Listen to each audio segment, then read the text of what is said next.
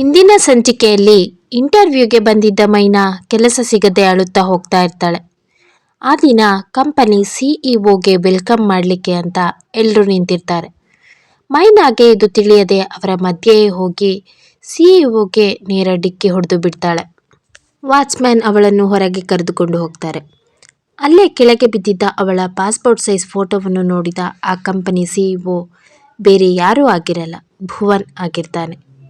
ಮೈನಾ ಎಂದು ಹಿಂದಿರುಗ್ತಾನೆ. ಅಷ್ಟರಲ್ಲಿ ಮೈನಾ ಅಲ್ಲಿಂದ ಹೊರಟು ಹೋಗಿರ್ತಾಳೆ. ಆಗ ಭುವನ್ ತನ್ನ ಪರ್ಸನಲ್ ಸೆಕ್ರೆಟರಿಗೆ, ಅವಿನಾಶ್, ರಾಜೇಶ್ನನ್ನ ನನ್ನ ಕ್ಯಾಬಿನ್ಗೆ ಬರೋಕೆ ಹೇಳು, ಅವನೇ ಅಲ್ವಾ ಇಂಟರ್ವ್ಯೂ ಮಾಡ್ತಿರೋದು. Yes boss. ಓಕೆ, ಅವನನ್ನು ಕಳಿಸ್ಕೊಡ್ತೀನಿ. Excuse me sir. ರಾಜೇಶ್, ಬನ್ನಿ ಒಳಗೆ. ಕ್ಲೋಸ್ ದ ಡೋರ್ ಅಂತಾನೆ ಭುವನ್. ಹಾಂ ರಾಜೇಶ್, ಈ ಹುಡುಗಿ ನೋಡಿ, ಇವಳು ಇವತ್ತು ಇಂಟರ್ವ್ಯೂಗೆ ಬಂದಿದ್ಲಾ? ಹಾಂ ಸರ್, ಬಂದಿದ್ದರು, ಆದರೆ ರಿಜೆಕ್ಟ್ ಮಾಡಿಬಿಟ್ಟೆ. ನೋಡು, ನಾಳೆಯಿಂದನೇ ಅವರಿಗೆ ಕೆಲಸಕ್ಕೆ ಜಾಯಿನ್ ಆಗೋಕೆ ಹೇಳು, ಮತ್ತು ಈ ವಿಷಯ ಯಾರಿಗೂ ಗೊತ್ತಾಗೋದು ಬೇಡ. ಇತ್ತ ಮೈನಾ ಕೆಲಸ ಸಿಗದೆ ನಿರಾಸೆಯಿಂದ ಅಳುತ್ತಾ ಹೋಗ್ತಾ ಇರ್ತಾಳೆ. ಅವಳಿಗೆ ಫೋನ್ ಬರುತ್ತೆ. ನೋಡಿದ್ರೆ ಕಂಪ್ನಿಯಿಂದನೇ ಕಾಲ್ ಬರ್ತಾ ಇದೆ. ಬೇಸರದಿಂದ ಕಾಲ್ ಕಟ್ ಮಾಡ್ತಾಳೆ. ಪುನಃ ಕಾಲ್ ಮಾಡ್ತಾರೆ. ಹಲೋ ಸರ್, ಸೆಲೆಕ್ಟ್ ಆಗಲಿಲ್ಲ ಅಂತ ಆವಾಗಲೇ ಹೇಳಿದ್ರಿ ಅಲ್ವಾ, ಮತ್ತೆ ಯಾಕೆ ಕಾಲ್ ಮಾಡ್ತಿದ್ದೀರಾ ಅಂತ ಕೇಳ್ತಾಳೆ. ಸಾರಿ ಮ್ಯಾಮ್, ನೀವು ನಾಳೆಯಿಂದನೇ ಜಾಯ್ನ್ ಆಗ್ಬೋದು. ಯು ಆರ್ ಸೆಲೆಕ್ಟೆಡ್ ನಾವ್. ಆ ಮಾತನ್ನು ಕೇಳಿ ಮೈನಾ ಶಾಕಿಂದ, ಏನು ನಿಜ ಹೇಳ್ತಿದ್ದೀರಾ ಸರ್, ನನಗೆ ನಂಬೋಕೆ ಆಗ್ತಾ ಇಲ್ಲ ಎಂದು ಖುಷಿ ಪಡ್ತಾಳೆ. ಹೌದು ಮ್ಯಾಮ್, ನಿಜವಾಗ್ಲೂ ನೀವು ಸೆಲೆಕ್ಟ್ ಆಗಿದ್ದೀರಾ. ಶಾರ್ಪ್ 9:30ಗೆ ಇಲ್ಲಿರಿ. Thank you sir, thank you so much. ಕೆಲಸ ಸಿಕ್ಕ ಖುಷಿಯಲ್ಲಿ ಸ್ವೀಟ್ ತಗೊಂಡು ಹೋಗ್ತಾಳೆ ಮೈನಾ.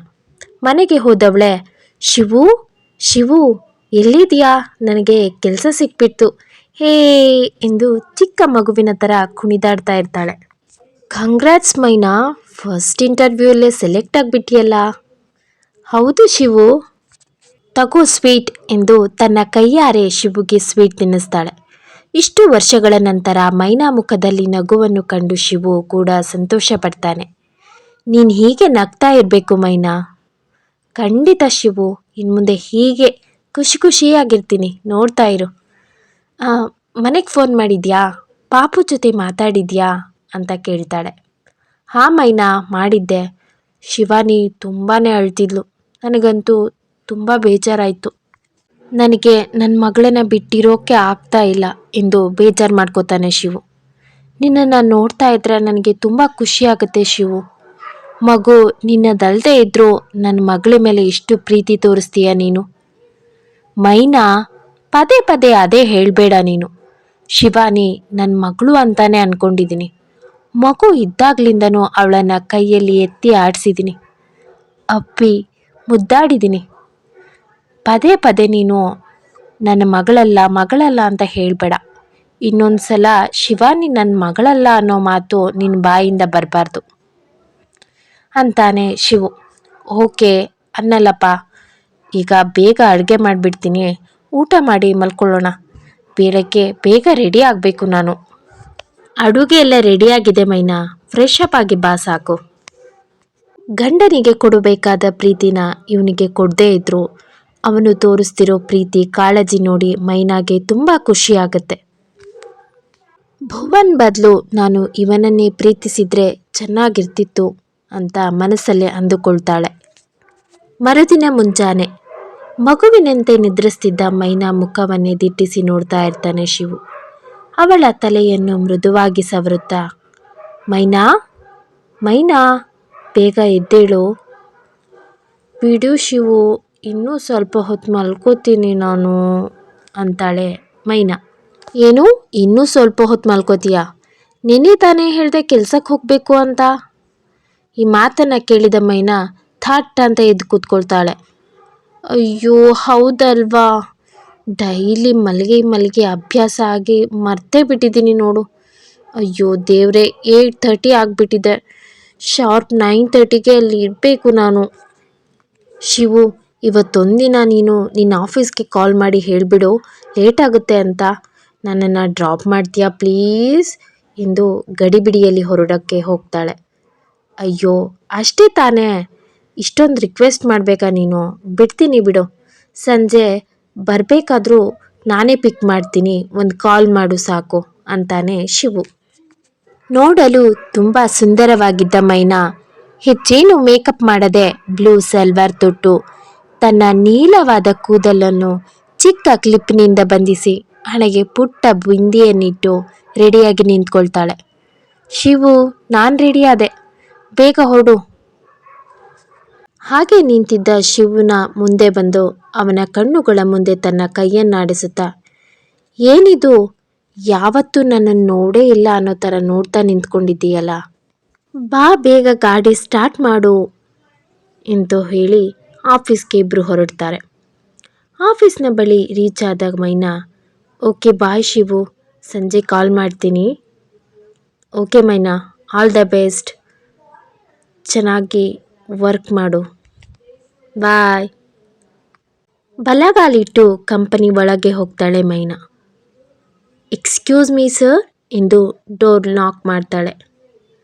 ಕ್ಯಾಬಿನ್ ಒಳಗೆ ಇದ್ದ ರಾಜೇಶ್, ನಿಮಗೆ ಕೆಲಸ ಕೊಟ್ಟಿರೋದೇ ಹೆಚ್ಚು, ಅದರಲ್ಲೂ 5 ಮಿನಿಟ್ಸ್ ಲೇಟಾಗಿ ಬಂದಿದ್ದೀರಾ, ಇನ್ನು ಕೆಲಸ ಹೇಗೆ ಮಾಡ್ತೀವಿ ಎಂದು ಬೈಯುತ್ತಾ ಇರ್ತಾನೆ.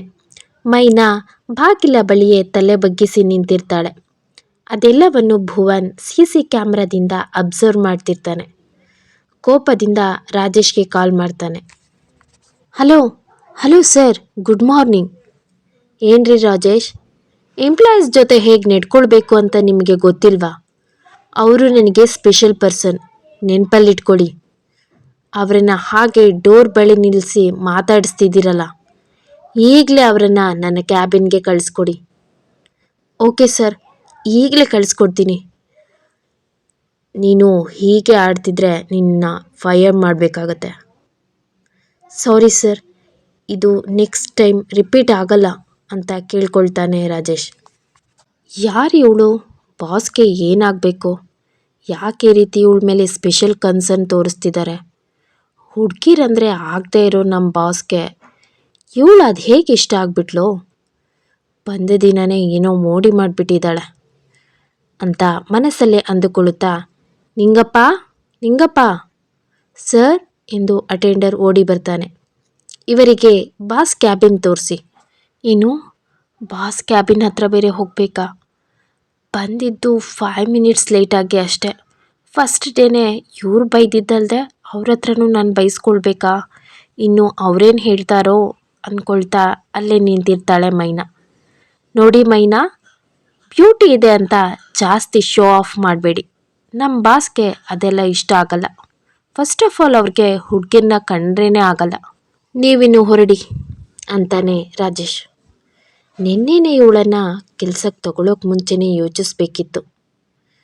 ಇವಳಿಗೂ ಬಾಸ್ಗೂ ಒಳಗೊಳಗೆ ಏನೋ ಇದೆ ಅಂತ ನನಗನ್ನಿಸ್ತಿದೆ ಅಂತ ಮನಸ್ಸಿನಲ್ಲಿ ಅಂದುಕೊಳ್ತಾನೆ ರಾಜೇಶ್. ಮೈನಾ ಫುಲ್ ಶಿವರ್ ಆಗುತ್ತಾ ಡೋರ್ ನಾಕ್ ಮಾಡ್ತಾಳೆ. ಎಸ್ ಕಮಿನ್ ಎಂಬ ಗಡಸು ವಾಯ್ಸ್ ಇವಳಿಗೆ ಕೇಳಿಸುತ್ತೆ. ಒಳಗೆ ಹೋದ ಮೈನಾ ತಲೆ ಎತ್ತಿ ನೋಡ್ತಾಳೆ. ಫುಲ್ ಲಕ್ಸುರಿಯಾಗಿದೆ. ಇವಳಂತಹ ಪುಟ್ಟ ಸಂಸಾರ ವಾಸವಿರಬಹುದು, ಅಷ್ಟು ದೊಡ್ಡದಾಗಿರುತ್ತೆ ಆ ರೂಮ್. ಹೂವಿನಷ್ಟು ಮೃದುವಾಗಿರೋ ಸೋಫಾ, ಎಲ್ಲ ಕಾಸ್ಟ್ಲಿಯಸ್ಟ್ ಥಿಂಗ್ಸ್ಗಳೇ. ಎಲ್ಲನೂ ಹಾಗೆ ಕಣ್ಬಿಟ್ಟು ನೋಡ್ತಾ ಇರ್ತಾಳೆ. ಮೇಡಮ್ ಅಲ್ಲೇ ಕೂತ್ಕೊಳ್ಳಿ, 10 ಮಿನಿಟ್ಸ್ ಬಂದ್ಬಿಡ್ತೀನಿ ಎಂಬ ವಾಯ್ಸ್ ಪಕ್ಕದಲ್ಲಿದ್ದ ರೂಮ್ನಿಂದ ಬರುತ್ತೆ. ಅಲ್ಲೇ ಇದ್ದ ಮ್ಯಾಗ್ಝಿನನ್ನು ತಲೆ ಬಗ್ಗಿಸಿ ಓದುತ್ತಾ ಇರ್ತಾಳೆ ಮೈನಾ. ಜ್ಯೂಸ್ ತಗೊಳ್ಳಿ ಎಂದು ಅವಳ ಮುಂದೆ ಗ್ಲಾಸ್ ಹಿಡಿಯುತ್ತಾನೆ. ಥ್ಯಾಂಕ್ ಯು ಎಂದು ತಲೆ ಎತ್ತಿ ನೋಡ್ತಾಳೆ ಮೈನಾ. ಕೈಯಲ್ಲಿ ಹಿಡಿದಿದ್ದ ಗ್ಲಾಸನ್ನು ನೆಲಕ್ಕೆ ಬಿಟ್ಟು ಎದ್ದು ನಿಂತ್ಕೊಳ್ತಾಳೆ. 3 ವರ್ಷಗಳ ಹಿಂದೆ ತನ್ನ ಬಾಳಲ್ಲಿ ಬಂದು ಹೋಗಿದ್ದಾತ ಕಣ್ಣು ಮುಂದೆ ಬಂದು ನಿಂತಿದ್ದಾನೆ. ಅವನನ್ನು ನೋಡಿ ಖುಷಿಯಿಂದ ಅಪ್ಪಿಕೊಳ್ಬೇಕಾ ಅಥವಾ ನನಗೆ ಮೋಸ ಮಾಡಿ ಹೋಗ್ಬಿಟ್ಟಿಯಲ್ಲ ಎಂದು ಅವನನ್ನು ದ್ವೇಷಿಸಬೇಕಾ? ಈಗ ಇವನನ್ನು ನಾನು ಪ್ರೀತಿಸೋಕ್ಕೂ ಆಗಲ್ಲ, ಯಾರನ್ನ ನಾನು ನನ್ನ ಲೈಫ್ನಲ್ಲಿ ಮತ್ತೆ ನೋಡಬಾರ್ದು ಅಂದ್ಕೊಂಡಿದ್ನೋ ಅವನೇ ನನ್ನ ಕಣ್ಮುಂದೆ ಇದ್ದಾನೆ. ಏನು ಮಾಡಲಿ ಎಂದು ತಿಳಿದೆ ಮೈನಾ ಮೌನವಾಗಿ ನಿಂತಿರ್ತಾಳೆ. ಅವಳು ಮೌನವಾಗಿದ್ದರೂ ಅವಳ ಕಣ್ಣಿನಿಂದ ಜಾರುತ್ತಿದ್ದ ಕಣ್ಣೀರು ಅವಳ ಜೀವನ ಹೇಗಿದೆ ಎಂಬುದನ್ನು ಭುವನ್ ಇಮ್ಯಾಜ್ ಮಾಡ್ಕೊಳ್ತಾನೆ.